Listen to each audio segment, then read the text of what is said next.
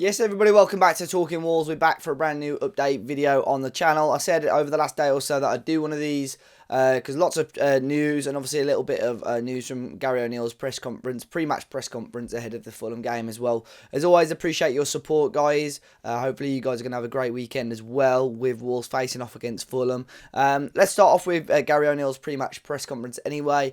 He touched on a number of things, and the main thing was player availability, because we did the match preview yesterday if you want to go and check that out, and there were some question marks over the availability of the likes of Pedro Neto, who hadn't really been seen much in the training videos as of late, but Gary O'Neill today has confirmed that the likes of Jose Sarr, João Gomez and Pedro Neto are all available and should be ready to take part in tomorrow's game against Fulham, which is a big boost for Wolves. Of course, Pedro Neto is huge, has been a huge part of our season so far, and I think it would have been a very difficult afternoon tomorrow without him. Jose Sarr back in, and obviously João Gomez, who I did feel we missed against Newcastle last week as well. So 3 big boosts for Wolves. He's also mentioned Nathan Fraser is ready. He wouldn't be part of the squad if he wasn't ready to compete and be part of the team. So again, probably hints that there's some more minutes there to be had for Nathan Fraser as well.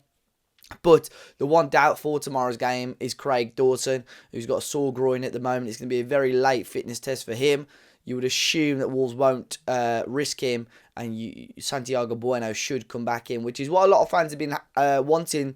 Recently he's done quite well, and when called upon, Santiago Bueno had to be really, really patient for his opportunity so far, and tomorrow could be that opportunity for him to come into the team. And fingers crossed in the Premier League, it does the business against Fulham, because a big chance for Wolves to get 3 points tomorrow as well. Yesterday I did a video about Gary O'Neill and the new contract talks, or the imminent contract talks coming up very, very soon between him and Matt Hobbs. Matt Hobbs did a big interview yesterday talking about this, really. I'll bring up some of the quotes that Gary O'Neill spoke about in his pre-match press conference today via the Express and Star. But Matt Hobbs obviously touched on a lot of things. It would have been quite an in-depth interview, sat down with a written journalist about quite a few things. One of them being transfers. I mentioned it yesterday that it sounds like Wolves, and I think this summer is going to be a really interesting one for Matt Hobbs, because it's going to be the first sort of big one where there's going to be a lot of eyes on him and how he does his business. Because I think last summer was sort of, a lot of it was all over the place with the situation with Lopetegui and Wolves being really tight financially and so on. So this summer is going to be really good to see where Matt Hobbs is and how he wants to operate as a sporting director. But comments were made about transfers. It sounds like Wolves are going to be more prepared on that front. But in The Athletic, they mentioned about the players that are likely to leave and likely to make the money. Obviously, Daniel Podence is one of those. Fabio Silva is another one of those. And you would assume Pedro Neto is going to be another one. And those 3 players alone are going to get you probably just shy of £100 million, you would hope. You add in another couple of players, I think, like the Luke Kundals maybe, and so on, may move on this summer. So Wolves are going to be close to that £100 mark before actually spending any money. So it will be very, very interesting to see how the club operate, and they're making it pretty clear, and Gary O'Neill said it himself, Matt Hobbs has said it, Wolves do not have to sell anyone.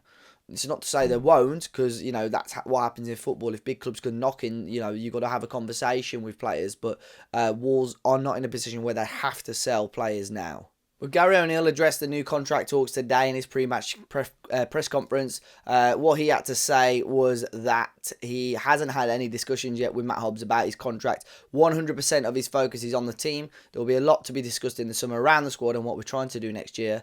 I don't think discussing my contract situation is where we should be at this moment in this press conference, with Fulham coming and then Coventry the week after. So Gary O'Neill is making out his full focus at the moment is on the team, which is great for us as fans to hear. But of course, it shows that the club are hoping to open talks with him. He still said there's a quarter of the season left to go. A lot of football still to be played. So Gary O'Neill playing down talks at the moment, especially with some discussion and some suggestion that he should be in and amongst the Manager of the Year talk as well. So fair play to him, as long as he keeps doing his job and getting us in a good place and winning football matches. I'm not too fussed. A little bit of transfer news as well to finish us off today. Jonas Wind, currently a striker at Wolfsburg, has been linked with Wolves this week. That came from the press over in Germany. A 25-year-old is netted 9 league goals this season and 6 assists. A really decent record until you see that he actually hasn't scored since November. So we had a really, really good start to the season, but petered off a little bit. And Wolfsburg in general have slowed down a lot since Christmas as well. So Jonas Wind is a player, Danish international, that Wolves do reportedly have an interest in. A couple of teams in the Premier League looking at him. Still a very talented, player, 25 years old. Still lots of time for him to go. So could be a player that Wolves look at in the summer anyway. Going to look at youth players, Braden Clark, actually the son of former Wolves man Nigel Quasi, who was out on loan at Wolves.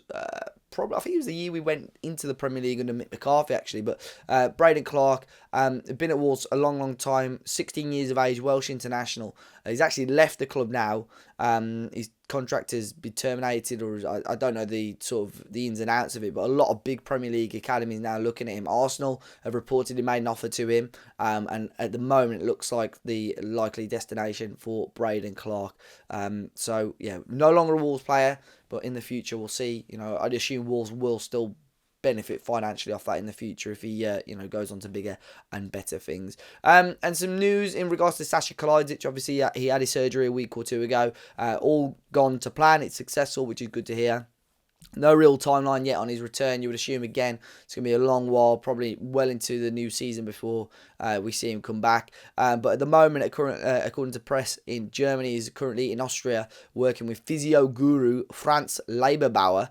The physio apparently is well known in the football industry for his success rate, and Erling Haaland had previously used him as well. So fingers crossed, things like that would do work for Sasha. But it's such a talented footballer, just plagued with injuries, unfortunately. But fingers crossed he can kick on and become another asset for Wolves going into next season. But that is all for today, guys. Hopefully, some positive news in regards and ahead of tomorrow's game against Fulham. Do let me know your thoughts on today's news in the comment section down below. As always, hit the like button, subscribe to Talking Wolves for all the latest Wolves news. Enjoy the weekend, and I'll see you very, very soon.